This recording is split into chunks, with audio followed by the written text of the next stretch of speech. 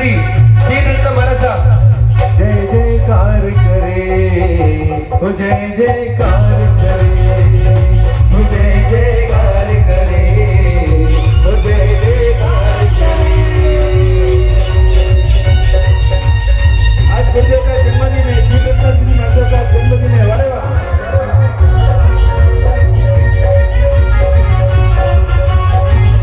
कि मरना लगाले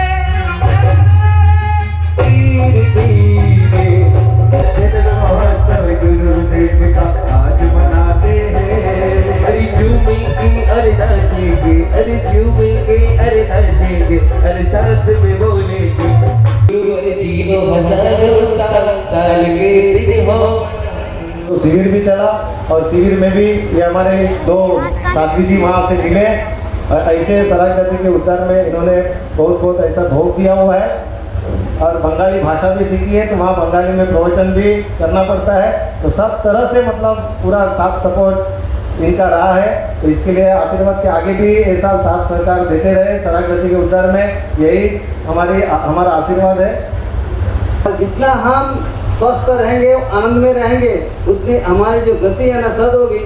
तो मैं कहूँगा भले इनके 50 हो 51 हो और वो आगे आगे भले उनकी उम्र गिनती होती जाए लेकिन उनके जो है प्रसन्न मुद्रा और जो काम उन्होंने हाथ में लिया सराग्जा जी के आचार्य महाराज के साथ, तो वो क्या होना चाहिए और भी आगे पक्का पुख्ता होना चाहिए और मैं तो कहूँगा ज़्यादा ही होना चाहिए। तो ऐसे शासन प्रभाव के काम में वो साथ रहे, ये शुभकामना और जन्मदिन की शुभकामना।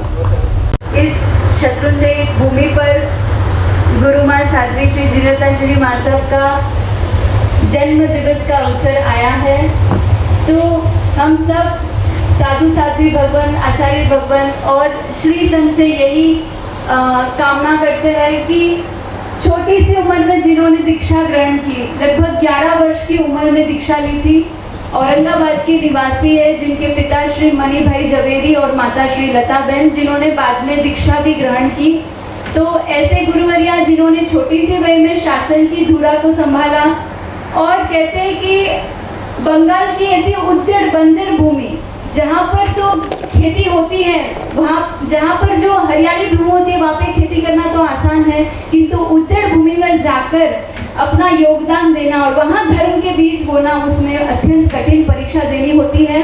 वहाँ बंगाल के लोगों को जहाँ 50 साल से गुरु भगवंतों का विचरण होने से अब उनको जानकारी हो रही है, पर जब गुरुवरिया वहाँ पर पधारे थे तो वो पहली साध्वी थी और कहते हैं कि वहाँ पर उनको गोचरी कराने का कल्चर भी इतना पता नहीं था।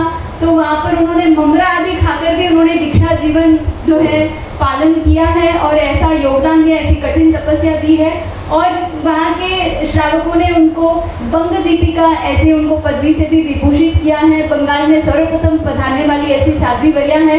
आप श्री संघ उन पर आशीर्वाद बरसाए कि वो ऐसे ही शासन के कार्य करें और आत्म साधना करते हुए परम पद को प्राप्त करेगी। मंगल कामना।